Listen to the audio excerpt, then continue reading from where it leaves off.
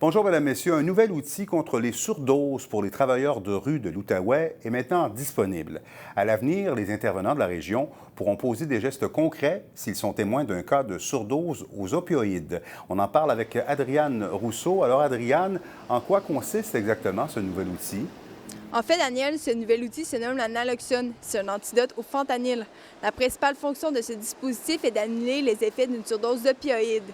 C'est suite à une vague majeure de surdoses mortelles reliées à la fentanyl que le gouvernement du Canada a décidé de mettre en place cet outil. La naloxone peut jouer un rôle important dans la prévention des décès, surtout si elle est administrée le plus tôt que possible à une personne en surdose. Afin de maximiser l'avantage de l'antidote, il faut qu'elle soit disponible sur les lieux avant l'arrivée de l'aide médicale.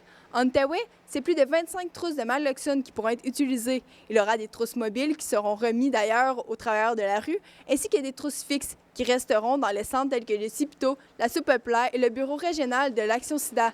Les utilisateurs de ce dispositif doivent avoir une formation avant de pouvoir l'utiliser. D'ailleurs, les intervenants de la région ont assisté mercredi dernier à cette formation qui expliquait comment injecter le dispositif, comment manipuler la trousse, quand la donner et comment reconnaître une surdose. L'antidote est efficace dans les 30 à 90 minutes après l'injection. Ici, les consommateurs et leurs proches doivent recevoir rapidement la formation et avoir accès à cet antidote comme c'est déjà le cas à Montréal. Le directeur du CIPITO soutient qu'il est important de former au moins un membre de l'entourage, puisqu'en grande partie des consommateurs consomment à la maison. Il est tout de même évident que ces trousses sont un pas dans la bonne direction. Adriane Rousseau-Rigaudy, merci pour ces précisions. Je vous en prie.